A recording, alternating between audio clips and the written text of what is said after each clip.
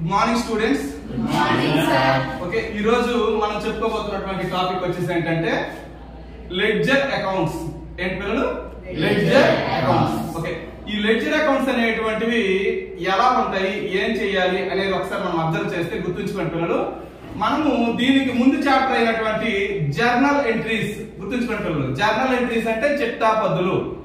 ఈ journal entries అనేటువంటివి ఒక బిజినెస్ ట్రాన్సాక్షన్ జరిగిన వెంటనే మనము బుక్ ఆఫ్ ప్రైమరీ ఎంట్రీ అంటాం ఈ జర్నల్ ఎంట్రీస్ ని.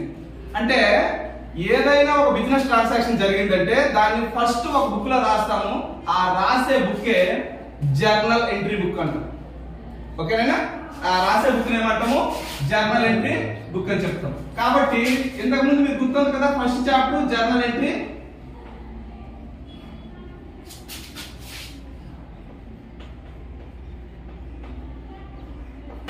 జర్నల్ ఎంట్రీ బుక్ ఉంది కదా, ఆ చాప్టర్ నుంచి ఆ రఫ్ బుక్ లో లేదా ఆ ఫస్ట్ బుక్ లో రాసిన దాన్ని తదుపరి మనం రాసేటువంటి బుక్స్ ఏవైతే ఉంటాయో వాటినే లెడ్జర్ అకౌంట్స్ అంటాం.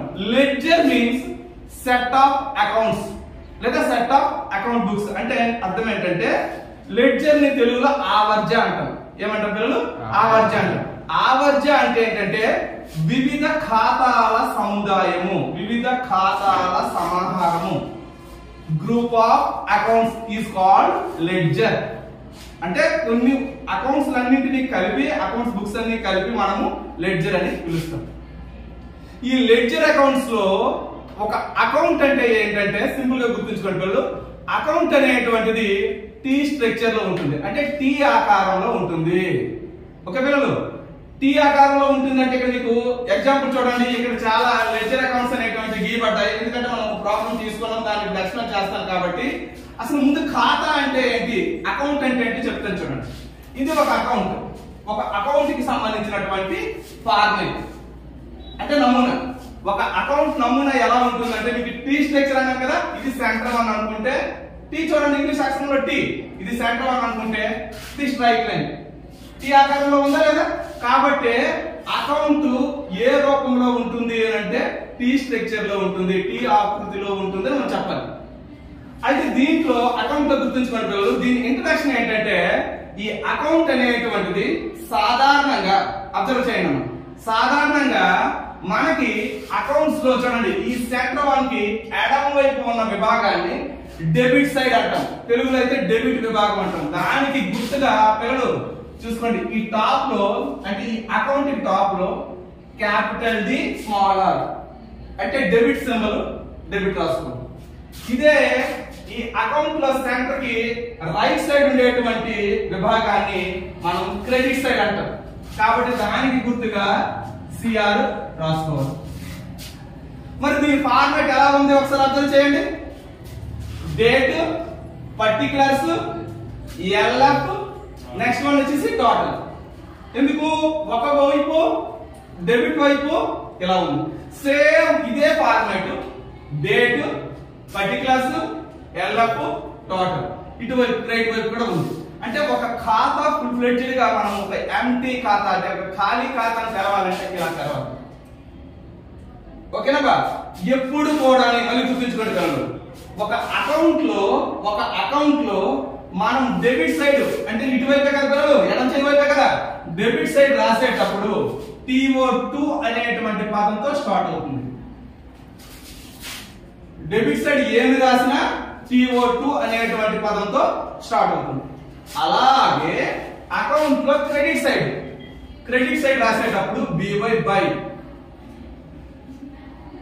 బై తో ప్రారంభించబడాలి. ఇది అకౌంట్ కి సంబంధించినటువంటి ఒక ప్రైమరీ ఇంట్రడక్షన్. అయితే ఇది ఖాళీ అకౌంట్ కదా, ఖాళీ అకౌంట్ కదా, ఈ అకౌంట్ కి ఏ పేరు పెడితే ఆ అకౌంట్ అయిపోతుంది. జనరల్ గా మనము పుట్టిన పిల్లలకి ఒక పేరు పెడితే ఆ రోజు నుంచి ఆ పిల్లల్ని ఆ పేరుతో పిలుస్తాం కదా. అలాగే ఒక ఎంటీ అకౌంట్ ని, ఒక ఖాళీ ఖాతాని, దీనికి సపోజ్ ఏదో ఒక అకౌంట్ పేరు పెట్టామనుకో ఆ అకౌంట్ అయిపోతుంది. ఓకేనా? అయితే ఏ అకౌంట్ నేమ్ పెట్టాలి ఏంటి అనేటువంటిది ఇక్కడ మనం జర్నల్ ఎంట్రీస్ నుంచి ఒకటి మనకి వస్తుంది పిల్లలు. ఇప్పుడు మనం ఏం చేస్తామంటే ఒక ప్రాబ్లం తీసుకున్నాము, ఈ లెడ్జర్ అకౌంట్ కి సంబంధించిన ఒక ప్రాబ్లం తీసుకున్నాము. ఆ ప్రాబ్లం సొల్యూషన్ చేస్తూ ఎలా ఈ జర్నల్ ఎంట్రీస్ నుంచి ఈ లెడ్జర్ అకౌంట్స్ లోకి ఎలా పోస్ట్ చేయాలో మనం ఈ రోజు క్లాస్ లో నేర్చుకుంటాం. ఓకే పిల్లలు, స్టార్ట్ చేస్తామా? ఇప్పుడు మనం ఏదైతే ప్రాబ్లం సెలెక్ట్ చేసుకున్నామో ఆ ప్రాబ్లం లో ఫస్ట్ పాయింట్ చదవండి. చదవండి ఒకసారి. First point, Prahalad invested 15,000 cash in the business. గుర్తుంచుకోండి పిల్లలు, Prahlad invested 15,000 cash in the business. ఇది మన మొదటి సెంటెన్స్. ఇక్కడ గుర్తుంచుకోండి, ప్రహ్లాద్ అనేవాడు 50,000 రూపాయలు తీసుకొచ్చి వ్యాపారంలో పెట్టుబడి పెట్టి వ్యాపారాన్ని స్టార్ట్ చేశాడండి. అంతేనా? వ్యాపారంలోకి ఏమొచ్చాయి? క్యాష్ వచ్చింది కదా పిల్లలు. కాబట్టి క్యాష్ అనేటువంటిది ఒక అంశము, మనం ఫస్ట్ చాప్టర్ లో చెప్పుకున్నట్టు. రెండోది ఇచ్చేవాడు ఎవడు? ప్రహ్లాద్. ఓకేనా? ప్రహ్లాద్ అనేవాడు ఓనర్ కదా, ఆడి పేరు రాయకూడదు కాబట్టి ఇక్కడ ఎంట్రీ రాస్తాను చూడండి. గుర్తుంచుకోండి పిల్లలు, ఇక్కడ మరి డేట్ అయ్యాను, ఇది ఫస్ట్ చాప్టర్ కాబట్టి ఇక్కడైతే డేట్ రాస్తాను. నీట్ అబ్జర్వ్ చేయండి పిల్లలు. ఫస్ట్ చాప్టర్ చూడండి, క్యాష్ వచ్చింది కాబట్టి రియల్ అకౌంట్ ప్రిన్సిపల్ ప్రకారము డెబిట్ వాట్ కమ్స్, మన సంస్థలోకి ఏది వస్తే దాన్ని డెబిట్ చేసేయాలి. మరి క్యాష్ వచ్చింది కదా కాబట్టి చూడండి, క్యాష్ అకౌంట్ డేటా టు ఎవరు ఇచ్చారు? ప్రహ్లాద్. ప్రహ్లాద్ ఓనర్ కాబట్టి వాడి పేరు రాయకూడదు కదా, ఎవరి పేరు రాయాలి? క్యాపిటల్ అనేటువంటి పదాన్ని ఉపయోగించాలి. ఓకేనా?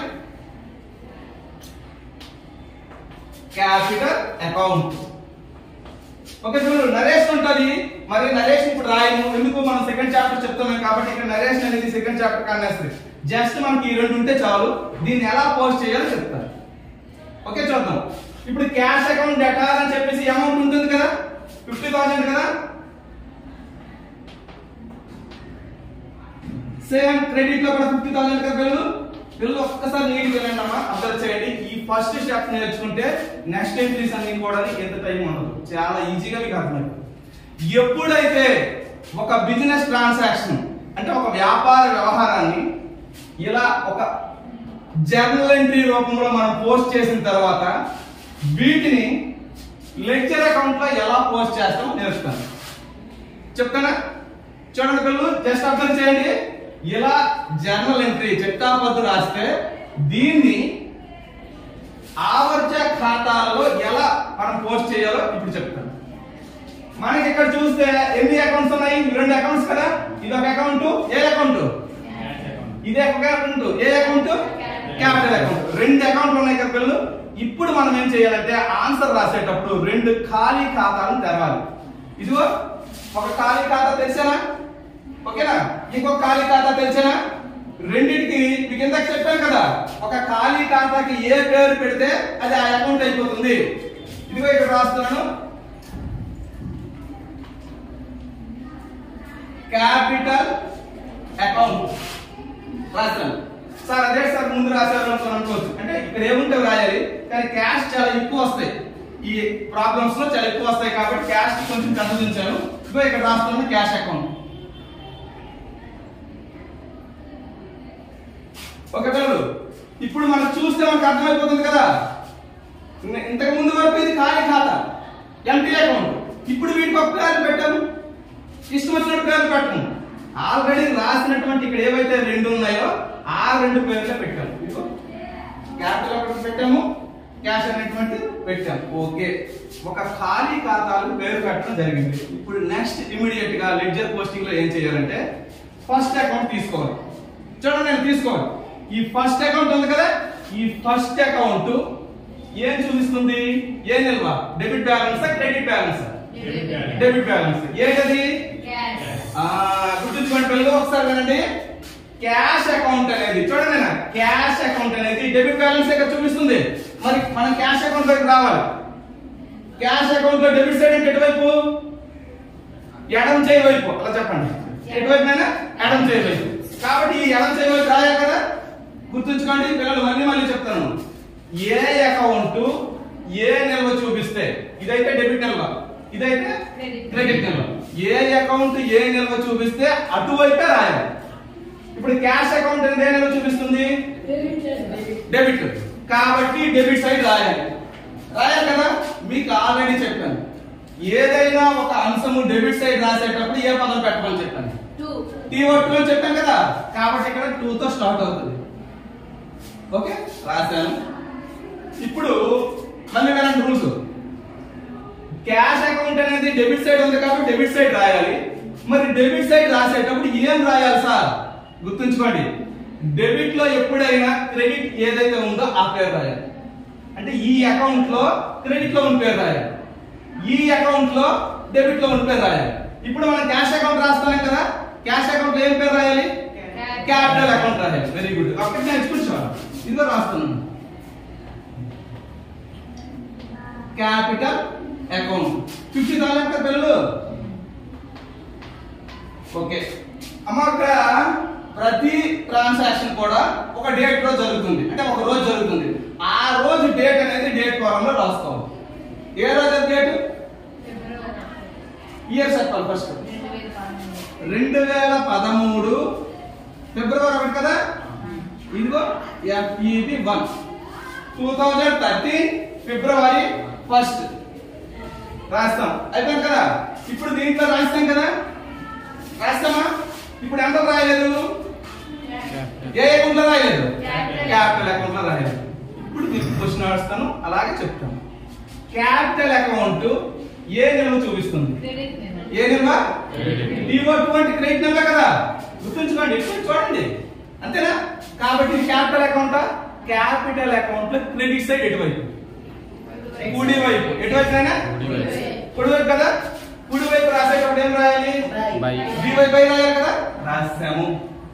ఓకే, ఇందాక మళ్ళీ చెప్పాను, క్యాపిటల్ లో ఏం పేరు రాయాలి? గుర్తుంచుకోండి, దీంట్లో డెబిట్ లో ఉన్న దాంట్లో క్రెడిట్ పేరు రాసాము, క్రెడిట్ లో ఉన్న దాంట్లో ఏం పేరు రాయాలి? డెబిట్ లో ఉన్న పేరు రాయాలి. ఏం పేరు అది? క్యాష్. ఓకేనా? క్యాష్ అకౌంట్ రాస్తామా? ఓకే, 50,000.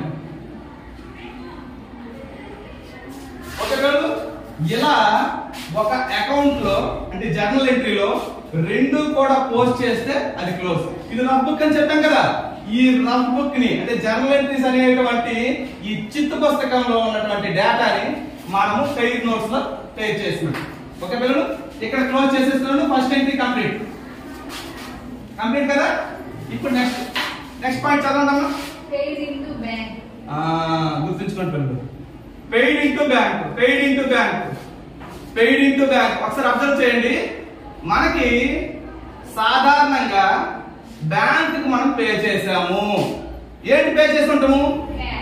ఏంటి పే చేసుకుంటాము? క్యాష్ పే చేసుకుంటాం. గుర్తుంచుకోండి పిల్లలు, క్యాష్ అకౌంట్. రెండోది, మనం పే చేసిన అమౌంట్ ఎవరు తీసుకున్నారు?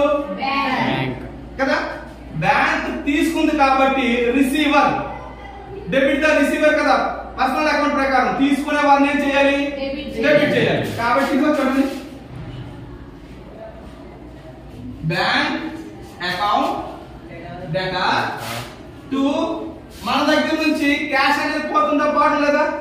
ఇప్పుడు మనం క్యాష్ పే చేసాము అంటే డబ్బులు పోతాయి పోవా? కాబట్టి టు క్యాష్ అకౌంట్. ఓకేనా? కంప్లీట్ అయింది కదా. ఓకే, నీట్ గా అబ్జర్వ్ చేయండి. బ్యాంక్ ఏమో ఏ అకౌంట్ చూపిస్తుంది? ఏ బ్యాలెన్స్? క్యాష్ అనేది ఏ బ్యాలెన్స్ చూపిస్తుంది? Very good. ఇప్పుడు మనం అబ్జర్వ్ చేయండి. ఇందులో ఎన్ని అకౌంట్లు ఉన్నాయి? 2 ఉన్నాయి కదా. మీకు ఏం చెప్పాను? ఒక ఎంట్రీలో ఎన్ని ఉంటే అన్ని బాక్స్ తీయాలని చెప్పాను కదా. అయితే ఇందులో 2 ఉన్నప్పటికీ క్యాష్ ఆల్రెడీ ఓపెన్ చేస్తాం కదా. ఒక పేరును ఒకేసారి తెరవాలి తప్ప రెండోసారి మనం తెరవకూడదు. ఇప్పుడు ఎన్ని అకౌంట్ తీయాలి చెప్పండి? ఒకటి తెలిస్తే సరిపోతుంది కదా. ఇక్కడ ఎన్ని ఉన్నాయి? 2. రెండింటిలో ఆల్రెడీ మనం తీస్తాం కాబట్టి ఒక బ్యాంక్ తీస్తే చాలు. ఇదిగో రాస్తున్నాను.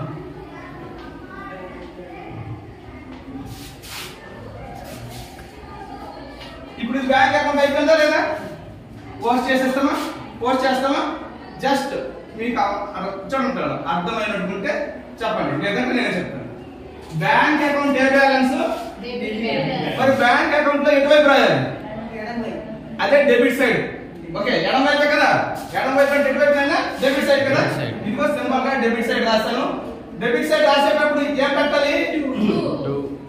T1. ఓకే, డెబిట్ సైడ్ రాయాలి. ఏం రాయాలి? చూడండి, డెబిట్ లో ఏం పేరు రాయాలి? క్యాష్ రాయాలి కదా. ఇదిగో రాస్తున్నాను. అమౌంట్ ఎంతమ్మా? 60,000. చూడండి, 60,000. ఇప్పుడు మరి డేట్ ఉంటుంది కదా, చెప్పండి. ఫిబ్రవరి 3. ఓకే, రాస్తాను. ఒక దాంట్లో రాసిన పెద్దోళ్ళు ఒక అకౌంట్ లో రాస్తామా? ఇప్పుడు ఏ అకౌంట్?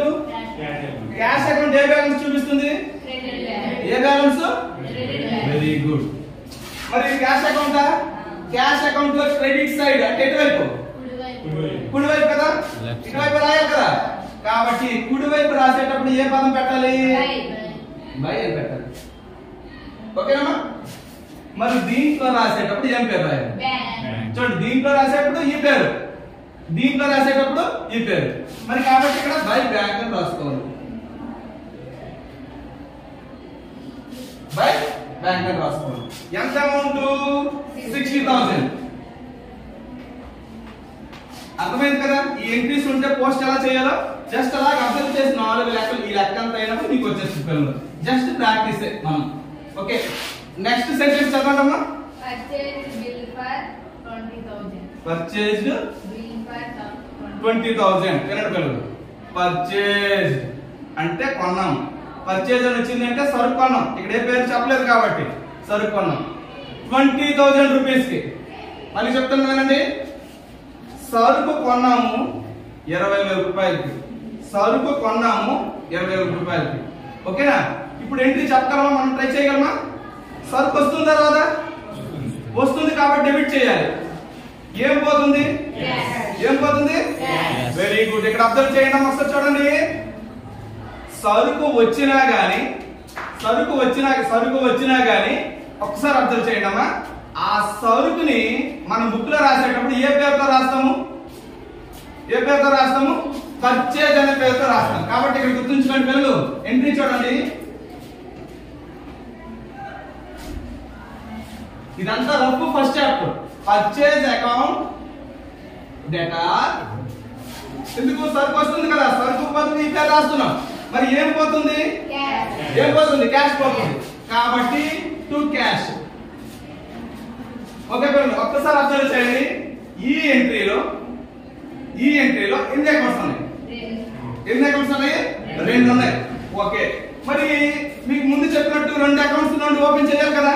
అందులో ఆల్రెడీ క్యాష్ అకౌంట్ అనేది మనం ఆల్రెడీ తీసామా లేదా? కాబట్టి ఇప్పుడు కొత్తగా ఎన్ని అకౌంట్స్ ఓపెన్ చేయాలి? ఒకటి ఓపెన్ చేస్తే చాలు. ఇదిగో రాస్తున్నాను, దానికి పేరు పెట్టాను. ఇదిగో పర్చేజ్.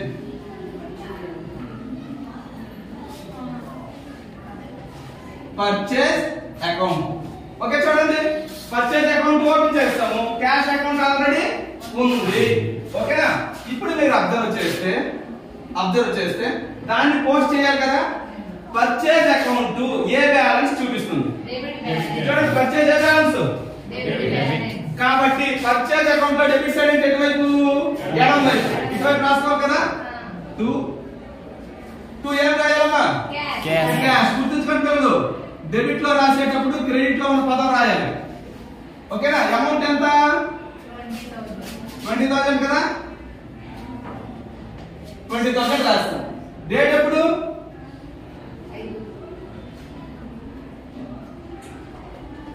డేట్ 5. ఓకే, రాస్తాం కదా. ఒక దాంట్లో రాస్తాం. ఇప్పుడు క్యాష్ అకౌంట్ లో రాయాలి కదా.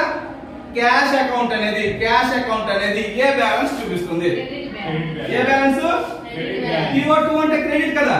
కాబట్టి క్యాష్ అకౌంట్ లో క్రెడిట్ సైడ్ రాయాలి. ఓకేనా.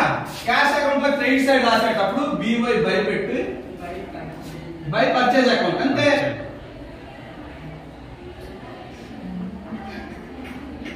అమౌంట్ ఎంత? 20,000. పిల్లలు ఈ డేట్ రాయట్లేదు, మీరు అబ్జర్వ్ చేయండి. ఏ రోజు ఏ డేట్ ఏం జరిగిందో ఆ డేట్ రాసుకోవాలి పిల్లలు. ఓకేనా. ఇది 5 కదా, ఫిబ్రవరి 5. ఇది 60,000 కదా, 60,000 3rd. ఓకే, 2 రాస్తాం కదమ్మా. ఓకే, 2వ ఎంట్రీ క్లోజ్. ఒక్కసారి అబ్జర్వ్ చేయండి. ఒకసారి అబ్జర్వ్ చేయండి. నెక్స్ట్ సెంటెన్స్ మనం చూస్తే ఇంచుమించు మీరు ప్లాన్ చేసుకొని చెప్పవచ్చు. ఎంట్రీకి చిన్న ట్రై చేసి ఎంట్రీ వచ్చేస్తుంది. ఎంట్రీ వచ్చిందంటే పోస్టింగ్ ఎలా చేయాలో చెప్తాను. ఓకే, చదవన్న సెంటెన్స్. పర్చేజ్డ్ గూడ్స్ ఫ్రమ్ 50,000 అంతే. చూడండి పిల్లలు, ఒక్కసారి అబ్జర్వ్ చేయండి. సేమ్ మళ్ళీ సరుకు కొన్నామంట. పర్చేజ్ కొన్నాం, గూడ్స్ సరుకు. ఓకేనా? ఫ్రమ్ అని రాయలేదా? నేను చెప్పలేదా? ఫర్ చెప్పాడు అంటే 50,000 రూపాయలు సరుకు కొన్నామనే చెప్పాడు. సరుకు కొన్నామంటే సరుకు వస్తుంది డెబిట్, పోతుంది కాబట్టి క్రెడిట్. సేమ్ మళ్ళీ ఎంట్రీ సరుకు వస్తుంది కాబట్టి సరుకు రాయాలి కదా, పర్చేజ్ రాసుకోవాలి. పర్చేజ్ అకౌంట్ ఎట ఉందా లేదా? నెక్స్ట్ టు క్యాషా? ఇప్పుడు చెప్పండి అమ్మా, ఫస్ట్ ఏ అకౌంట్ లో రాయాలి? పర్చేజ్ అకౌంట్ లో రాయాలి. ఈ అకౌంట్ లో రాయాలి కదా? ఓకే, రాయాలి. మరి పర్చేజ్ అకౌంట్ ఎటువైపు రాయాలి? ఎందుకు? బ్యాలెన్స్ చూపిస్తుంది కాబట్టి. Very good. పర్చేజ్ అనేది డెబిట్ బ్యాలెన్స్ చూపిస్తుంది సార్, కాబట్టి పర్చేజ్ అకౌంట్ లో డెబిట్ సైడ్ రాయాలి. ఓకే, ఇక్కడ వరకు వచ్చేసాం. మరి ఏం రాయాలి? To cash account. ఏం రాయాలి పేరు? క్యాష్ రాసుకోవాలి. టు క్యాష్ 50,000 అంతేనా? రాస్తామా? ఓకే పిల్లలు, ఓకేనా? ఇది ఏ రోజు జరిగింది పిల్లలు? చూడండి 7 కాబట్టి ఏ రోజుకైతే ఆ రోజు రాసింది. ఓకే పిల్లలు, నెక్స్ట్ అబ్జర్వ్ చేయండి అమ్మా. నెక్స్ట్ అబ్జర్వ్ చేయండి. ఇక్కడ క్యాష్ అనేది ఏ బ్యాలెన్స్ చూపిస్తుంది? క్యాష్ అనేది క్రెడిట్ బ్యాలెన్స్ కదా. ఇది క్యాష్ అకౌంట్ అయితే క్రెడిట్ బ్యాలెన్స్ అంటే ఇటువైపు రాయాలా? చూడండి, బై పర్చేజ్ అకౌంట్ 50,000 రాసామా లేదా? నెక్స్ట్ ఇప్పుడు నెక్స్ట్ సెంటెన్స్ చదువుదాం. ఓకేనా? నెక్స్ట్ సెంటెన్స్ చదవండి అమ్మా. Sold goods for 80,000. పిల్లలు వినండి, సరుకుని అమ్మాం. సోల్డ్ అమ్మాం, గూడ్స్ సరుకు అంటే సరుకు అమ్మేసాం. ఎంతకి? 80,000కి. సరుకు అమ్మితే సరుకు ఏమవుతుంది? మరి డబ్బులు అర్థమవుతుంది లేదా? అంటే క్యాష్ వస్తుంది కదా, క్యాష్ వస్తుంది కాబట్టి క్యాష్ డెబిట్. ఇంకా చూడండి, క్యాష్ అకౌంట్ డేటా టు ఏం పోతుంది? సరుకు ఎప్పుడు రాయకూడదు కదా, సరుకు అమ్మితే సేల్స్ రాయాలి. Very good, sales account. Okay పిల్లలు, ఇప్పుడు ఇక్కడ ఎన్ని అకౌంట్లు ఉన్నాయి? 2 అకౌంట్లు ఉన్నాయి. అయితే అందులో క్యాష్ మనం ఆల్రెడీ ఓపెన్ చేసాము, సేల్స్ తీయలేదు కదా. ఇప్పుడు సేల్స్ కోసం అంటూ ఒక బుక్ ఓపెన్ చేయాలి. ఇదిగో ఇది ఎంట్రీ ఓపెన్ చేస్తాం కదా, దీనికి సేల్స్ అని పేరు పెడితే సేల్స్ అయిపోతుందా? ఇదిగో రాస్తున్నాను ఆయన.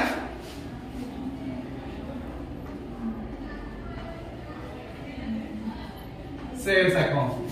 ఓకే, రాస్తాం. ఇప్పుడు అబ్జర్వ్ చేయండి. ఇందులో ఈ ఎంట్రీలో ఫస్ట్ క్యాష్ అకౌంట్ అనేది ఏ బ్యాలెన్స్ చూపిస్తుంది? Debit balance. ఓకేనా? అంటే ఒక అకౌంట్ ఏ బ్యాలెన్స్ చూపిస్తే అటువైపు రాయాలి. ఇక్కడ క్యాష్ అకౌంట్ ఏ బ్యాలెన్స్ చూపిస్తుంది? డెబిట్ బ్యాలెన్స్ చూపిస్తుంది. కాబట్టి మనం ఎటు సైడ్ రాయాలి? డెబిట్ సైడ్ రాయాలి. ఓకేనా? ఇది కూడా రాస్తున్నాను. To sales account. ఓకేనా? అమౌంట్ ఎంత? 80,000. రాస్తారా? రాస్తాను. డేట్ ఎప్పుడు?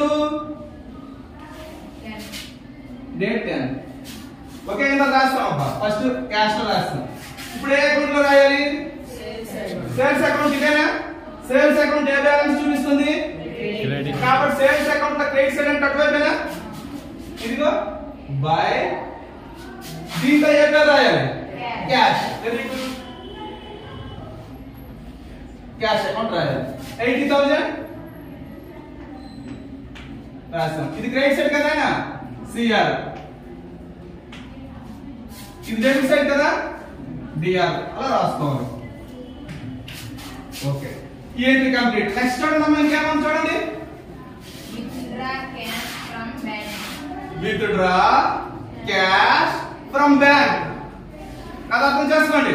అంటే ఏంటంటే విత్డ్రా డబ్బులు తీసాం, క్యాష్ డబ్బులు ఎక్కడ తీసాము, ఫ్రమ్ బ్యాంక్ బ్యాంకు నుంచి తీసిన డబ్బులు లేదా బ్యాంకు నుంచి తీసిన నగదు. ఇది ఒరిజినల్ సెంటెన్స్. బ్యాంకు నుంచి డబ్బులు తీసాం కదా, డబ్బులు తీస్తే డబ్బులు ఏమవుతాయి, వస్తాయా రావా, వస్తాయి.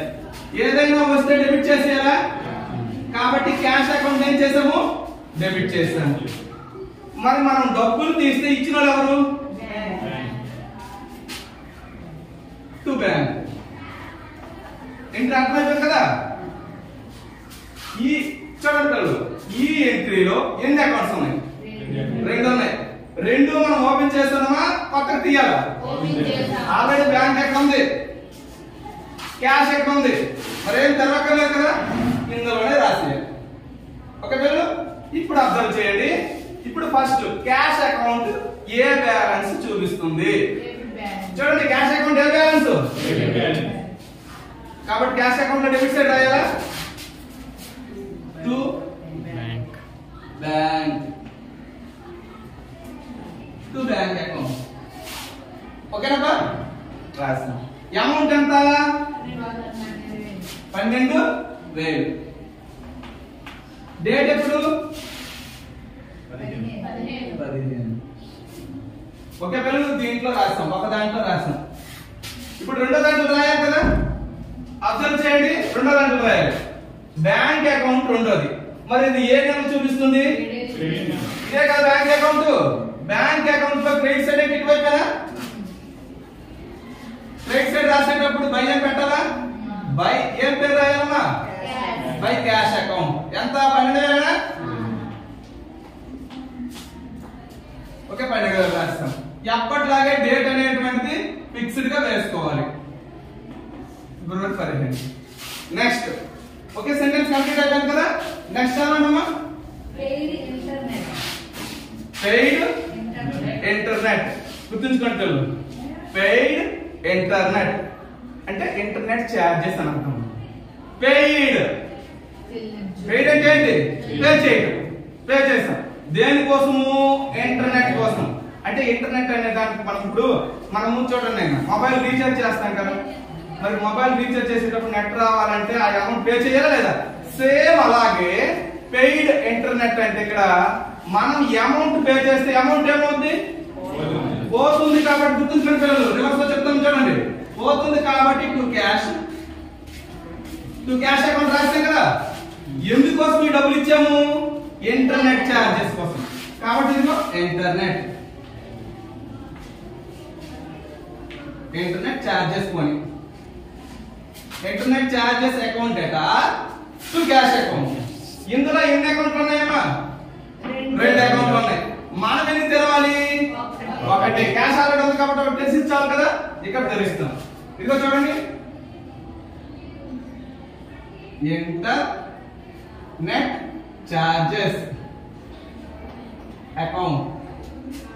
ఇది డెబిట్, అది క్రెడిట్ రాస్తాం. ఇప్పుడు అర్థం చేయండి, ఇంటర్నెట్ చార్జెస్ అనేవి ఏ నెల చూపిస్తుంది, కాబట్టి డెబిట్ సైడ్ రాయాలి కదా, అంటే ఎడం చేయవచ్చు కదా, 2013.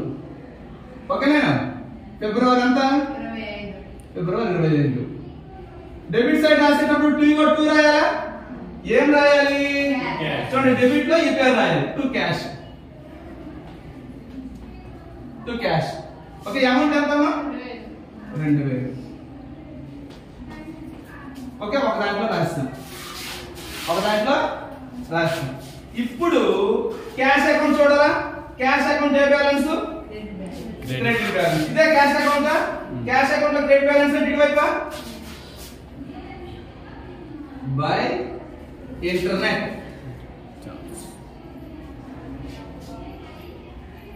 బై ఇంటర్నెట్ 2000 రాస్తామా. Okay, entry complete. ఇక నెక్స్ట్ సెంటెన్స్ చదవండి, ఎన్ని ఉన్నాయో అలా చూసి చదవండి. ఓకే, కంప్లీట్ అయిపోతే క్లోజ్ చేసేద్దాం. నెక్స్ట్ సెకండ్ సెంటెన్స్ ఒకటే ఉంది కదమ్మా, చెప్పండి.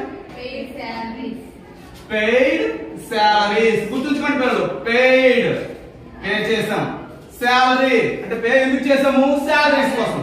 కాబట్టి గుర్తుంచుకోండి, పే చేస్తే డబ్బులు ఏమవుతాయి, పోతాయి. కాబట్టి టు క్యాష్, అంతే కదా, డబ్బులు పోతాయా, పోతాయి. కాబట్టి టు క్యాష్. ఎందుకు పోయేవి, సాలరీ ఇచ్చాం, సాలరీ ఇచ్చాం. కాబట్టి సాలరీ అకౌంట్ చూడండి, salary account data to cash. ఇక్కడ ఎన్ని అకౌంట్స్ ఉన్నాయి పిల్లలు, ఎన్ని అకౌంట్లు ఉన్నాయి, రెండు. మనం ఎన్ని ఓపెన్ చేయాలి, ఒకటి ఓపెన్ చేస్తే చాలా. ఓకే పిల్లలు, ఒకటి ఓపెన్ చేయాలి అనుకుంటే ఇక్కడ సాలరీస్ కి ఇంకొకటి ఉంది కదా, రాసిస్తామా, ఇదిగో రాస్తామని చూడండి, సాలరీస్ అకౌంట్. ఓకేనా. ఇప్పుడు సాలరీస్ అకౌంట్ ఏ నెల చూపిస్తుంది, సాలరీస్ ఏ నెల, డెబిట్. కాబట్టి సాలరీస్ అకౌంట్ లో డెబిట్ సైడ్ రాయాలా, డెబిట్ సైడ్ ఎప్పుడు ఏ పదం పెట్టాలి, ఏం పేరు రాయాలి, very good, to cash account.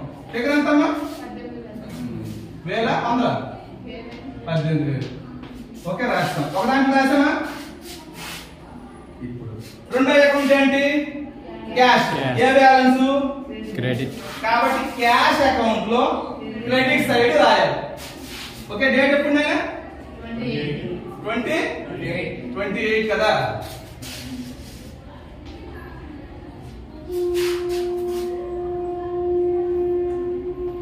By salaries. ఓకేనా, సాలరీస్ అని రాసి అమౌంట్ ఎంత అంటే అంత రాసుకోవాలి. ఎంత, 18,000. ఓకే పిల్లలు, ఒకసారి అబ్జర్వ్ చేయండి, ఆల్మోస్ట్ లెక్కలో తెలిసి రావచ్చు కదా. చూడండి పిల్లలు, ఎప్పుడైతే ఒక బిజినెస్ ట్రాన్సాక్షన్ మనకి ఇవ్వబడిందో వాటిని ఫస్ట్ మనం రఫ్ బుక్, ఈ జర్నల్ ఎంట్రీస్ అనేది ఈ బుక్ లో రాయాలి. ఇది రఫ్ బుక్. దీంట్లో రాసినటువంటి ప్రతి దాన్ని లెడ్జర్ అకౌంట్స్ లో పోస్ట్ చేయాలి. ఇదిగో ఇది మనం పోస్ట్ చేసాం చూడండి, ఇలా పోస్ట్ చేయాలి. ఇది లెడ్జర్ అకౌంట్ లో మొదటి మెథడ్. దీని తరువాత మెథడ్ మనం తర్వాత వీడియోలో తర్వాత క్లాస్ లో మనం చెప్తాము. ఏంటంటే ఇలా లెడ్జర్ అకౌంట్స్ పోస్ట్ చేసిన తర్వాత దీని బ్యాలెన్స్ ని చెక్ చేసుకోవడం. ఎంత సేల్స్ చేసాము, ఎంత పర్చేజ్ చేసాము, మన దగ్గర ఎంత క్యాష్ ఉంది, బ్యాంక్ లో ఎంత బ్యాలెన్స్ ఉంది, ఇవి తెలుసుకోవాలంటే వీటన్నింటినీ కూడా మనం బ్యాలెన్సింగ్ చేయాలి. దాన్ని నిల్వలు తేల్చడం అంటాం తెలుగులో. అయితే ఏమంటాం పిల్లలు, నిల్వలు తేల్చడం అంటాం. అది మన నెక్స్ట్ క్లాస్ లో చెప్పుకుంటాము. ఇంతటితో ఈ క్లాస్ అనేటువంటిది క్లోజ్.